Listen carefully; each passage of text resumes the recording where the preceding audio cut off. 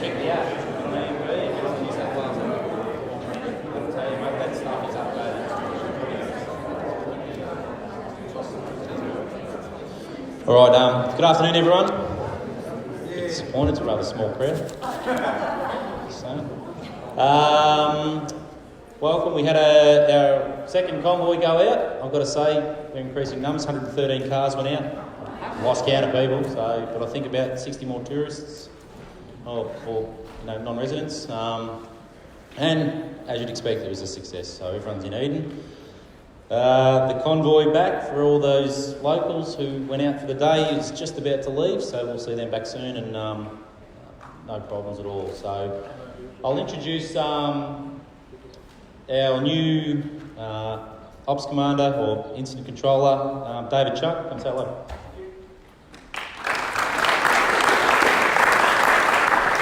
Thanks, Paul, and it's my first day and I've been here about 20 minutes, so and I can tell you it's smoky, so just like everywhere else in Victoria, and I think we're here to obviously help you and make sure everyone's okay. So once I get my head in the space, we'll certainly get around and to see everyone too. So also I'll hand over, do you want to introduce Leo?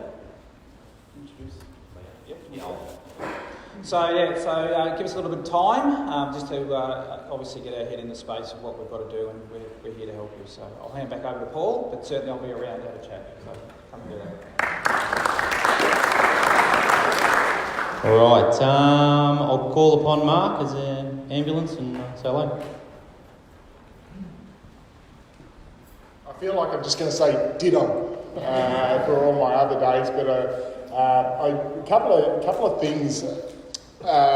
We're running low on P2 masks. We haven't run out. We're running low on P2 masks. Now, we put in an order and had a couple of thousand that were hoping to come in today, but they didn't, just couldn't get them off the plane. So hopefully they'll arrive tomorrow. So if you're grabbing one on the way out, please just grab one. We're just running low until we can get some more stores. Obviously, it's lousy outside. We're encouraging you to wear them. We're just running a bit low again. So on your way out, if you need a new one, please get one. Just don't take handfuls. That would be greatly appreciated just until we can get more on the ground. That also means, I think I told you yesterday, we're just always conscious of trying to avoid gastro. So we've got a whole lot of hand wash stuff coming and that we'll be having all over town. That hasn't come in either. That'll be sitting next to our masks. So please just, anything else you can use to wash your hands, just, do that well, wash your dishes well, all that sort of stuff. We're just going to make sure we don't get an outbreak. Just a bit of a heads up, if you're on tank water at home, rain's coming, and so all this crap that'll be on your roofs, if we're not careful, will end up in your tank. And we're going to have some more information coming about that. We're just really conscious that, we don't want my water at home. I'm on a farm back in Warragul. My water's just all smoked out now. We've got to drain our tank and start again. We're trying to avoid that for you folks. So we'll have some more details coming soon. Not asking you to do anything, just maybe come back tomorrow and you'll get an update on the best thing to do if you're on tanks. I want to introduce Dan from DHHS. Dan's a far greater authority than me on air quality. I'm just telling you it's crap, wear a mask. Dan's got some intelligent information, so he can give you a bit more of an idea.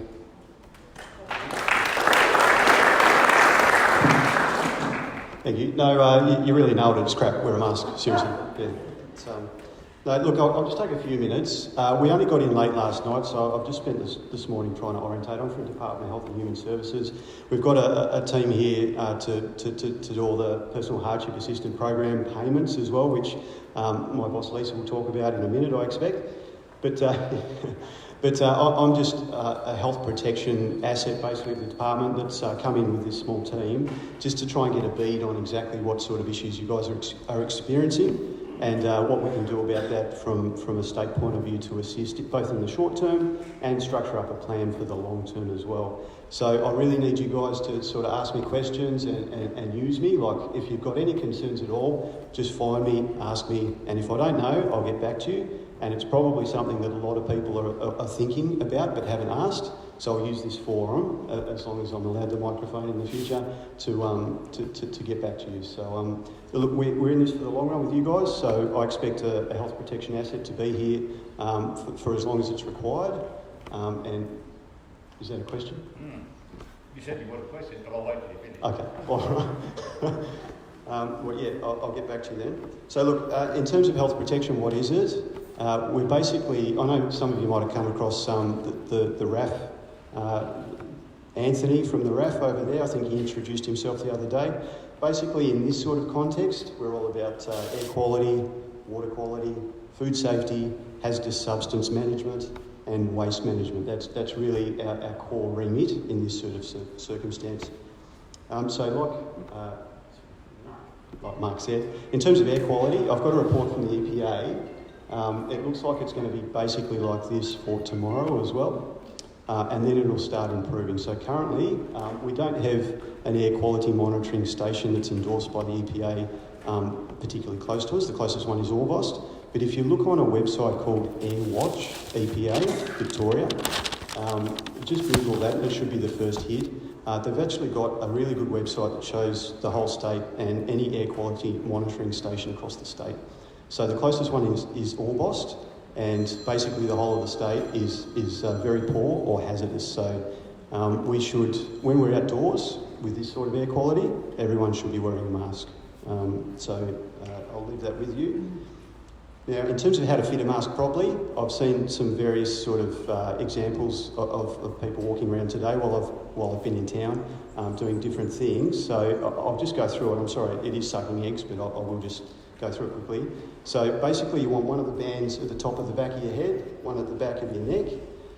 Put it into your chin first, and then roll it up your face. Pinch the nose bridge. So if you've got it around the wrong way, if the nose bridge piece of metal isn't there, so pinch it across the bridge of your nose, and then do a seal check. So just hold the mask and breathe in, and you should feel a slight suction around the edges of the mask. So then you know it's on properly. If you're getting steam blasting up your glasses, or you don't get that seal, then basically it's not working, and you're wasting your time. So there's plenty of, hopefully there will be different sorts of masks floating around very soon. Some fit different faces, so if you're not getting that good seal, try a different sort. Please do come and have a chat to me if you've got any questions further about that. And even inside, if you're doing sort of work that isn't sedentary inside, if you're sort of painting a wall or something, I don't know, doing like exercise on an exercise bike indoors, wear a mask as well, because even though you don't have that visibility, the air quality is probably exactly the same inside as it is out. Unless you've got something I'll talk about in a minute, which is the air scrubbers over there near our RAF friends. So I went through the forecast. Infectious disease considerations. I would just add, on top of what Mark's already said, that if you don't need support but you're still suffering from gastro-like symptoms, i.e. vomiting, nausea or diarrhoea, please let Mark and his team know, just so we can keep track and see if there's a cluster going on basically. So even if you feel okay and you can support yourself through that, please let us know, because there might be 5 or 6 other people experiencing the same thing, and then we can see an emerging trend and do something about it. So I'll leave that there. Now, in terms of people living near destroyed and damaged properties, I appreciate that is probably a concern for those people. I'm happy to take questions on that, but I'm already aware that asbestos is a bit of a hot topic at the minute. I've just had a quick chat to Central EPA, and there is a really good fact sheet which they're currently updating, which specifically addresses your concerns about asbestos after a fire, and whether or not it's dangerous for your health. So it's a good 2-page sort of snapshot. That'll be published tonight, so I'll get it printed off in bulk, and it'll be available here along with a lot of other fact sheets that might be of use to you on a little public health stand. So but long story short, that fact sheet basically details that they consider it a low risk for this sort of situation. So please don't be alarmed that we know there is asbestos in these destroyed structures, but there's been a lot of testing done, and it doesn't really mobilise the way you think it might. There are things we can do about dust suppression as well, which I might talk about at a later date.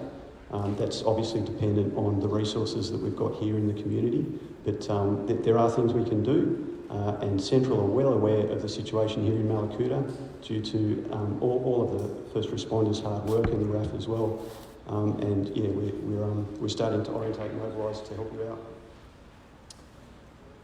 So look, okay, I'll leave it there for now. I think I've talked for longer than I intended. One last thing that I promised to mention is the air scrubbers. I'm pointing over there, you probably can't see them. They're about this big, red.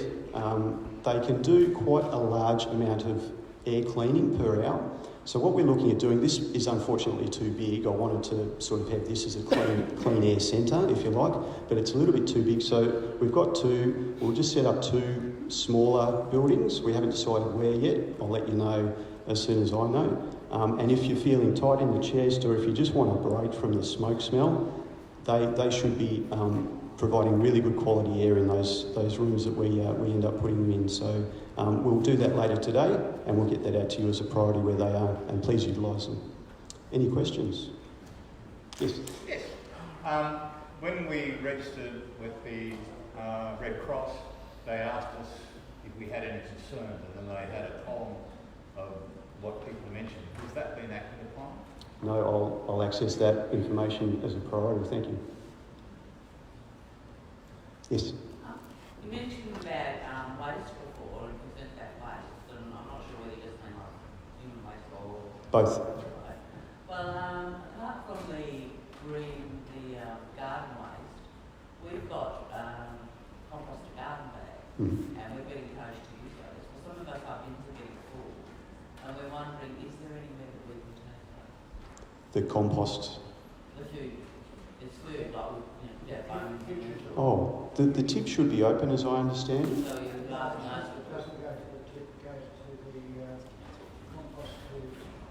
Council issue. I will follow that up with council. Thank you. Yeah. Yes. Mallacoota is surrounded by National Park, right, in all directions.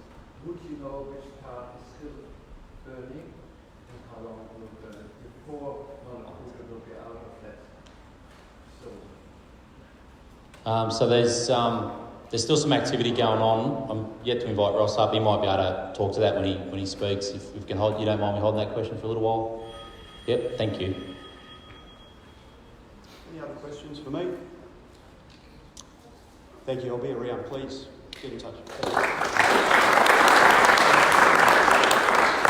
Sorry, I forgot one thing. The folks up at the health centre just wanted to let you know that the dentist has not been able to get in just because of flights and complications. Hopefully tomorrow.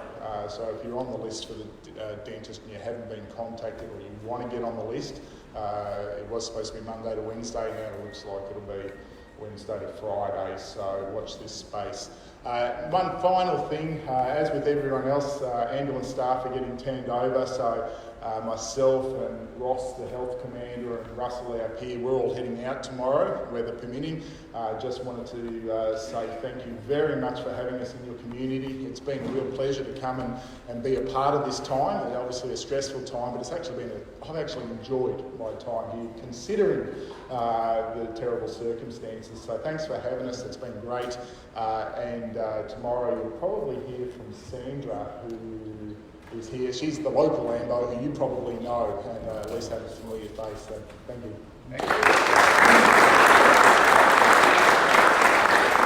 Thanks, Mark. Ross?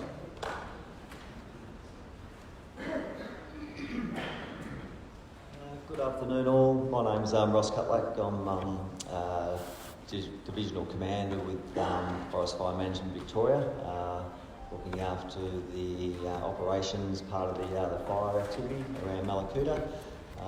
So I guess in terms of actual fire behaviour today, again we've been fairly restricted as to what intel we can get due to the smoke. A lot of the gathering intelligence that we're required is either from aircraft, directly from air attack supervisors that do some mapping of the fire and also give us some intelligence around fire behaviour. The other main sort of technology we use, which is line scan, so they're flown at height in light planes, and unfortunately we haven't had a line scan for 2 days, most likely due to the smoke, and also none of the air attack observers have been able to get in the air today, or certainly not out east due to the smoke issues as well and visibility. So we did try and get over to Wallagra this morning. First thing, we had a firebird up there that got stuck in Mallacoota last night, but it only got about as far as the Narrows and had to return back. And I see it's still on the ground at Mallacoota at this point. So the intelligence from that aspect is a little bit light on until we get probably that southerly airflow, which is more likely to sort of come Thursday, Friday, which hopefully will clear out some of this smoke. Then we might be a little bit limited. Having said that, line scans, they can basically operate through a certain degree of smoke. So certainly if we get any intelligence from that over the next 24 hours, we'll certainly share it with you.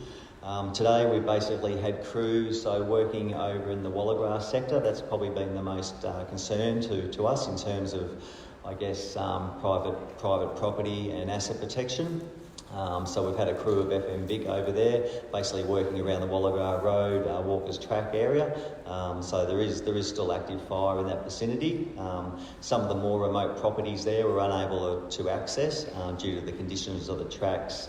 The trees haven't been assessed, so we're unable to send crews through those environments until we've at least assessed for clear and present danger hazardous trees. So there have been crews over there working with landowners over the last 2 days, and they'll continue to do so in the foreseeable future.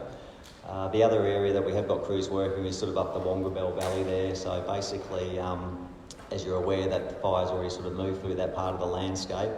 And we're looking at basically opening up roads and getting better access for emergency management vehicles. They're heading up through sort of Wongabel into the Roxham Valley there, and that's basically been the priority for the last couple of days. I guess in terms of sort of the broader picture, certainly the highway, I don't have exact detail around that, I'm not managing that, but that's still the focus with a lot of plant and the like, working their way east from Cam River to Genoa. There's also been, from what I understand, some, again, I think I mentioned that area around Tamboon, Fernell, so to the east of Fernell Inlet, in between Point Hicks and Fernell. There's certainly considerable fire activity in that area. There is residents in Peachtree, so they've been kept informed through the Orbost IMT.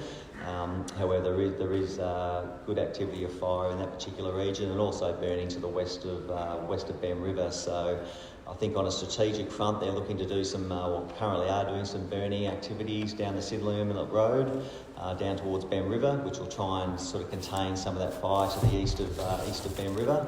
And then potentially the bigger picture will be to burn along Old Coast Road down towards Conran and try and secure that fire that's basically between Old Coast Road to the west of Ben River, which will add some protection to the townships of Marlow, Cabbage Tree, that type of area. So the gentleman asked how long will the fire burn for? Well, it's until we get considerable rain. Basically, there's still a lot of fire in the landscape all through Bairnsdale, up around Bonang, and really the way to manage it is to sort of build these strategic lines and then burn off them and let black hit black. So there's still a lot of work going on in that space.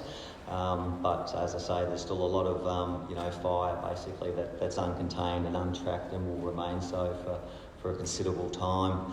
I guess with the weather, there is the potential, you probably can't see this map that well, but there is thunderstorm activity that's over the next, I guess, 3 or 4 days as an inland trough sort of moves further east. So this map highlights the potential impact zone, which is pretty much from Bairnsdale right up to the Alpine region and through to Mallacoota. However, the risk of flash flooding basically is more to the west at this point in time. But however, storms are forecast, as I mentioned, over the next 4 or 5 days as this trough moves further east. So certainly that'll be a heads up to some of our crews, and potentially if you happen to be under a storm with your tank water, then there could be considerable falls that are attributed to that thunderstorm activity. Tomorrow, again, a little bit similar today, high 20s, northerly winds, abating a little, and then that'll slowly move around to a southerly or southwesterly airflow over the coming days. So that may aid in clearing out some of the smoke, and certainly the temperatures will reduce. With that, the humidities will rise, and we will get that unstable atmosphere, which could produce storms over the foreseeable future. So I guess at this point in time, that's what we're working on mainly, is sort of over at Wallagra, and continuing to sort of treat clear and present dangerous trees so we can get access for crews. Is there any questions at all? Well, good. Thanks for your time. All right, finally, as promised, we have a DHS team that's come in. So I'd like to introduce Lisa Scully just to say hello and talk about the services they're offering.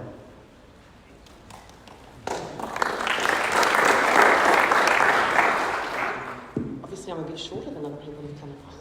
I stand on my tiptoes. So, yes, thanks, Rod. As Rod said, I'm Lisa Scully. I've come down with Daniel. Sure. Is that better? Perfect.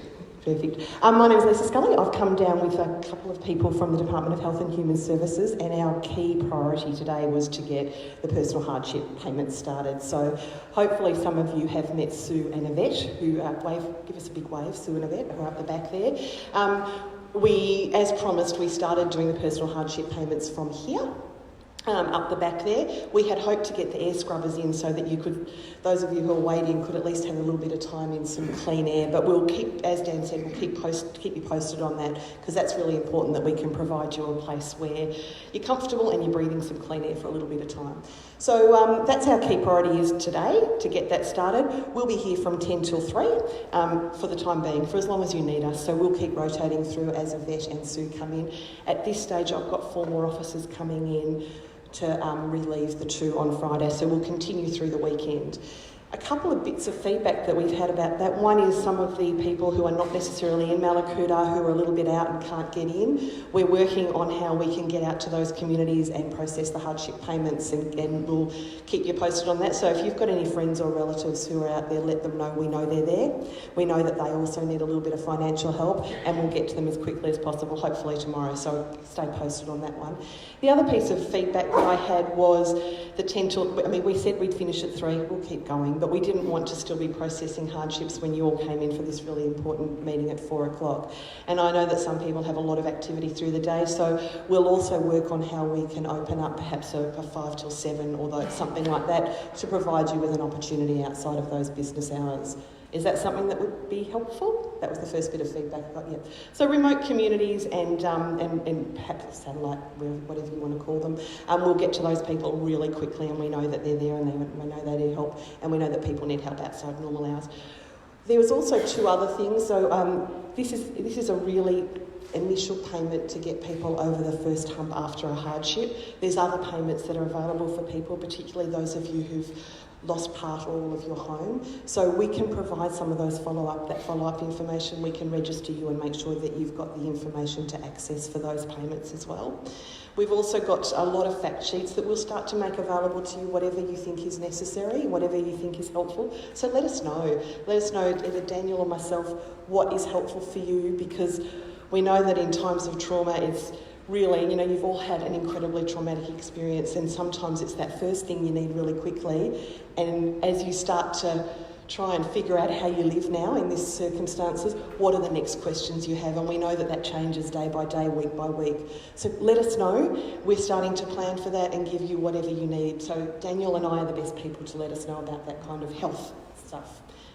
I know that Denise has been here at other meetings, and she's talked a little bit about the case support program. We've got some numbers for that too, if you need that. Is there any questions for me? Residents who evacuated and now may find themselves without a home,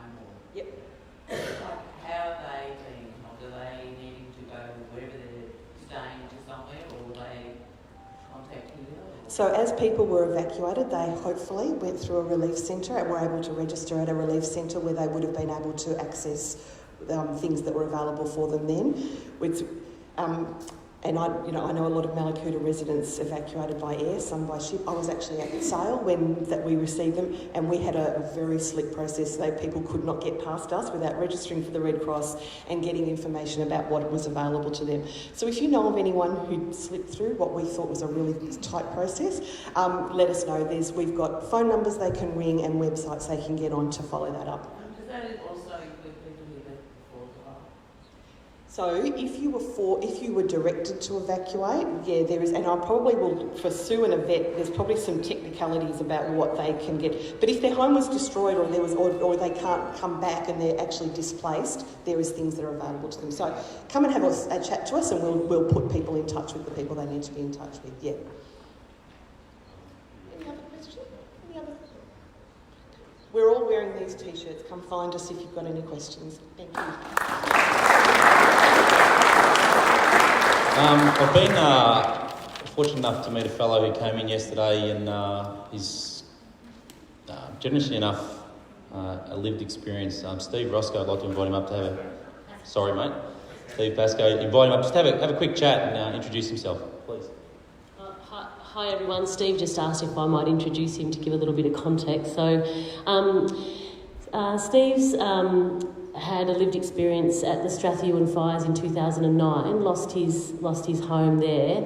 Prior to that, professionally, had a lot of experience with emergency management. So that's what he was doing in his professional life. But then had this amazing lived experience. So he's been kind enough to come to Mallacoota and volunteer his time to be a recovery mentor for us and just bring us, from what it sounds like, Strathewen went through a really challenging time of even trying to work out how do we move forward. And that lived experience, bringing a bit of structure and ideas, stuff that they found over time worked, and a bit of reflection is just such a gift for us. So it's lovely to have Steve here to support us. So Steve Pascoe. It's lovely to be here in lovely Mallacoota. I love this place, and I've been working here for... Yeah. Okay, that'll be better, won't it? Yeah. There we go.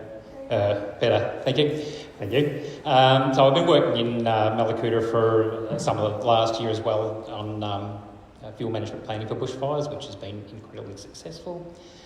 Job done.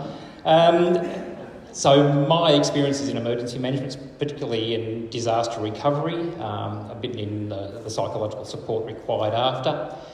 As Eva said, I've also got a fairly extensive experience in bushfire, in the results of bushfires. I lost my house with my family. Strathewen, 29 people died, so it was a fairly heavy-duty thing. Most of our houses disappeared, so 80% of our housing stock disappeared out of Strathewen, and we established our own disaster recovery process led by our community, and it's become a bit of a model for Victoria, so I'm here to help.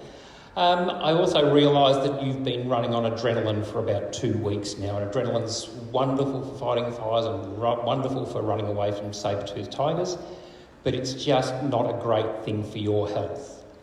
So I'd like to provide you with a few tips about how to move forward and to starting to look after yourself. These are provided by Dr. Rob Gordon, who's the Yoda of trauma psychology in Australasia. He's worked for the last 500 years in Victoria, right across Australia, New Zealand, and he is the man. He looks like he's 500 years old as well. So Dr. Rob's tips for recovery. Take your time. This process is really, really long. So getting back to what you value in your life takes a long time. Don't be pressured into rushing into things. We lost our house, as I said. It took us 3 years to get to the point where we were building a house. It took us a year and a half just to decide that we were going to build a house. We went through 3 architects and 2 builders, I think, so it just takes time. If you rush into it, and a lot of people would like you to rush, and your own anxiety says rush, get things done, you'll miss opportunities. You'll make mistakes that you'll regret later, and you'll become exhausted. So just take your time. There's plenty of time. Managing your stress. Stress exists up here, so turning this thing off for a while would be a really good thing. So start to turn off your stress head and start to focus on your body. Start getting a sense of your body and feeling what that's like, and you'll probably feel that it's pretty tired, a bit knocked about. So start to focus on that. Limit your exposure to media. There's a desire to look at everything, watch the news every night, to keep up with the latest updates, check Facebook all the time, those things. It's not probably going to do you a lot of good. So start to limit the amount of stuff you're ingesting, and maybe just check the news once a day or something like that. Take some time out. Go for a walk and find time for enjoyment. And this was one of the most odd things that Dr. Rob talked to us about after the fires. He said, find time for joy. And we were all pretty shattered. Our friends had died. It was really hard to feel joy. But he said, this is really important, and it's okay. You don't have to feel guilty about it. Go to the movies, enjoy yourself. Go for a walk, go out for dinner, enjoy yourself. So find, and you kind of got to make yourself do that. Focus on what you can control. So anxiety, stress, drives us into worrying about a whole bunch of things, and a lot of them, they're the high impact things. The smoke, the road closures, really anxious, stressful stuff, they're not within your control. Start to focus on the things that you can control. Small things, what's important to me, what can I do in my life, what can I do in my property, what's my thing that I can look after. Start to revisit what was important to you before the fires. So what was I doing before the fires? What was giving me joy? What was I finding interesting? What was I finding exciting? And start to look back at that and say, is that still something I want to do? Is it still important to me? And if it is, try and get back into it, just in a small way. Start to re-find your life. And re-establish routines. So in this high anxiety state with a lot of adrenaline, we drop a lot of stuff and we just get going. We do things that are urgent and important, and that can become a bit addictive. We just keep going on that. Adrenaline does that to us. So start to re-establish routines, get back to dinner at 6 o'clock or 7 o'clock or whatever you used to have. Sit down the way you used to, talk with the family over dinner, take your exercise. I always went for an exercise at 5 o'clock in the morning. I've never gone for a walk at 5 o'clock in the morning. Get some time together, do enjoyable activities, have regular meals. Make sure you're eating right, drinking all right, looking after yourself. So, high anxiety, lots of adrenaline. It's time to start weaning yourself off it. You'll feel really tired when you do. Have a sleep, have an nap. That's probably the wrong thing to say, isn't it? Have a senior... Oh, that's wrong too. Scam. This afternoon nap. Yeah. Have a sleep in the afternoon. That's great. Take care of yourself. I'll fly out of here again on Thursday, a bit of time with my family. But I'll be back in the next few weeks and we'll keep the recovery process going, and you'll see me a lot over the next 6 months. Good on you, folks. Take care.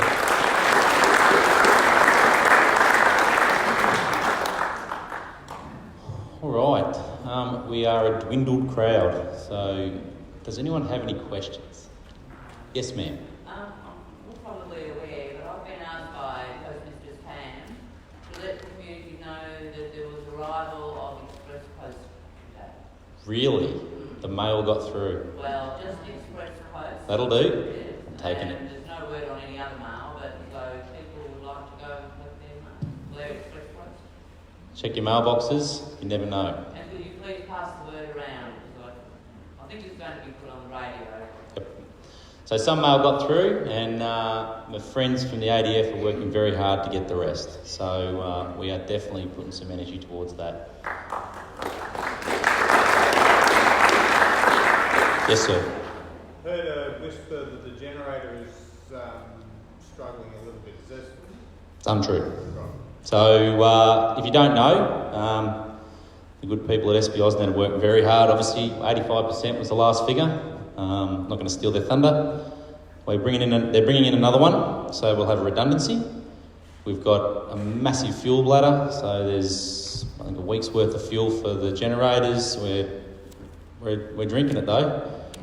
So as previously advised, turn off all non-essentials, switch off a light, etc., etc. But no, that's not anything I've heard. Anything I'm tracking, it's a complete furphy.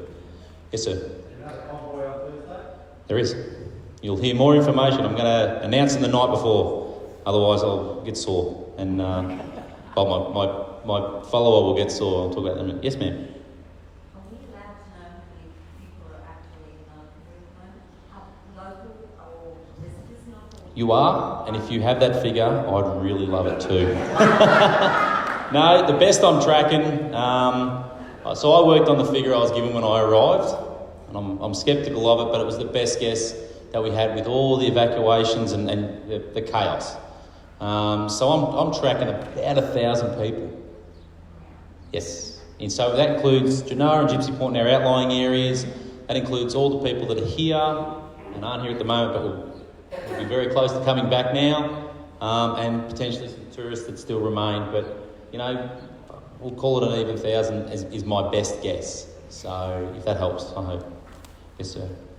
The successful conduct of convoys out of Mallacoota to Genoa and North Fleet. Yes. Are you planning to do the same thing when the road is right, west of Genoa to Canberra and on to Auckland, conducting the convoys out of the town, west along the highway? Are you planning to do that, or are you simply going to wait till the highway is open to head the highway?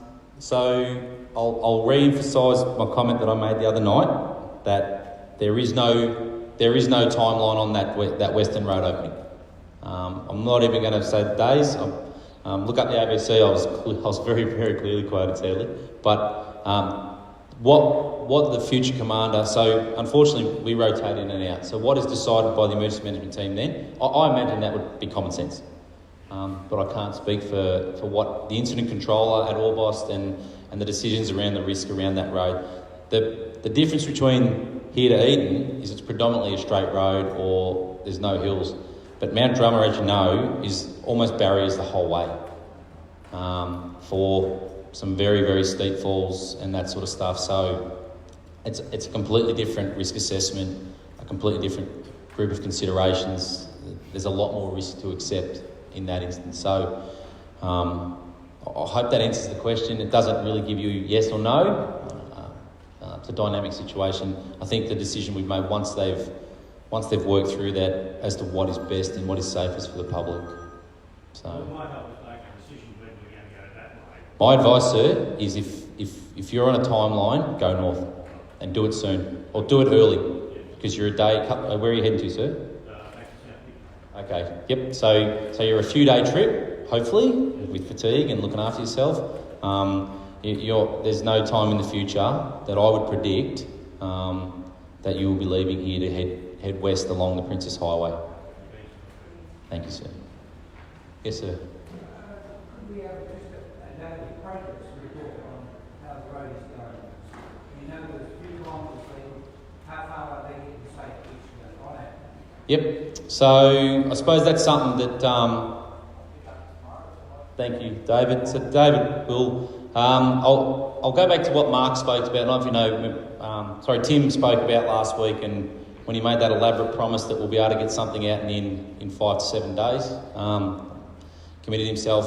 I'm sure that progress can be given, but you can appreciate that straight stretches of road where no hills are involved are easier to clear than Mount Drummer that's being hand-felled and can't be done by machinery. So you can appreciate that distance may not necessarily be a good indication of how long it's going to take. There's complexities that go with different terrain and that sort of stuff. But David's endeavoured to try and give you an update tomorrow, and I'll leave it to him to do that. So, yes, ma'am. Yes, ma'am. I had a question from a friend today who was staying in Perth, and they're asking the question, if the convoy is going to be regularly on certain days, they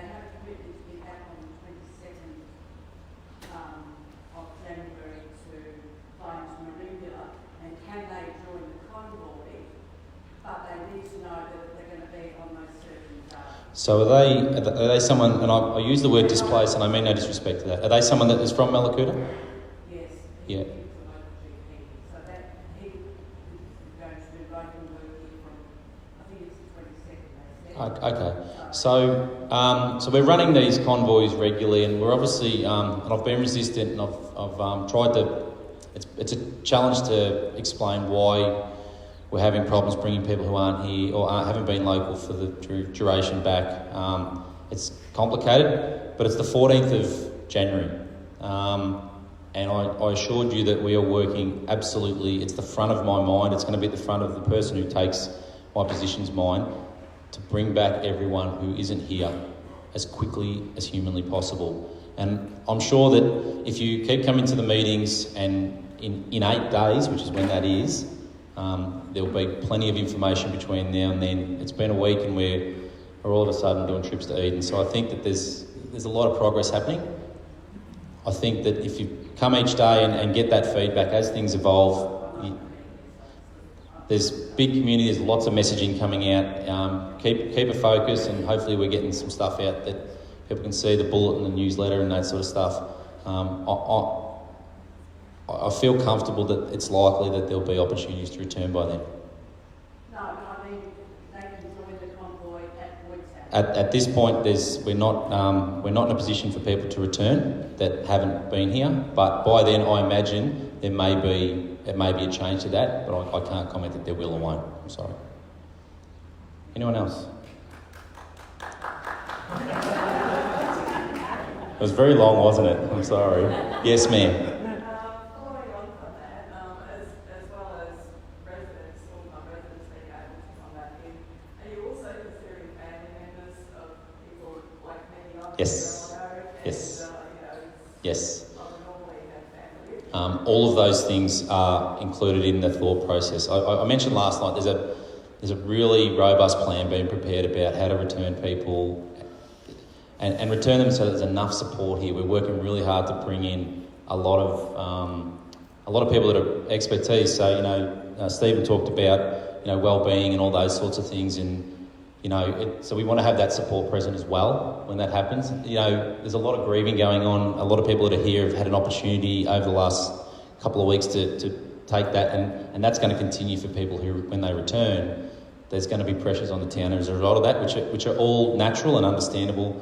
And we're really keen to have some people present that can assist with that in terms of expertise. I understand. Yeah, we are I promise you, I'm sure it's in front of my mind, and we are working very hard to fix that situation. Yeah.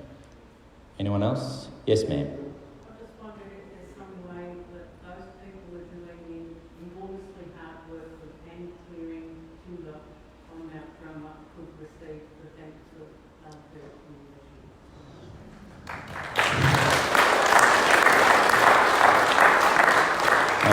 It's very kind of you. There's definitely some really, really tough work going on, and they're doing an amazing job. And I suppose just put it out there to them, and I'll pass it on to Ross, and he pass it on to his team. So, yeah. I'd like to introduce Senior Sergeant Lee Winterbank. So, unfortunately, my time has come to an end. So,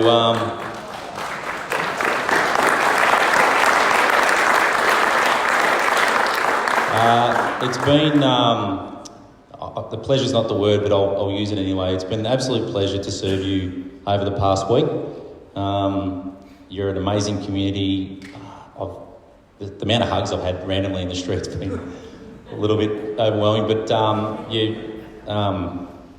the pressure in the town is obvious, but there's no blow-ups, and everyone's really working hard to make sure Mallacoota is okay, and we've worked very hard for you, hopefully, to make sure that's right too. I come here every year for a couple of weeks. I bring my family. I've been doing it for 7 years, and my wife's family's been coming for 30. So I'll be back at Easter and January next year, and we'll maybe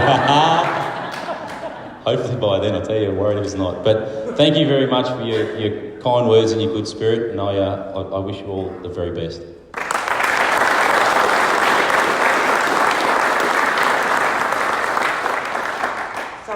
you tonight with anything because I'm sure you will get sick of my voice by the end of the 7 days that I've been here. I think I'm here till next Monday or Tuesday. Rod and I are going to have a really good handover tonight when we go out for dinner down to one of the local restaurants. I'll be working out of Mallacoota, not in that way, which is very professional. I'll be working out of Mallacoota, so I'll be contactable up there, but I'm sure you'll see me around the town. Hopefully I can do just as good a job as Rod's done. So I'm very happy to be here and very happy to help.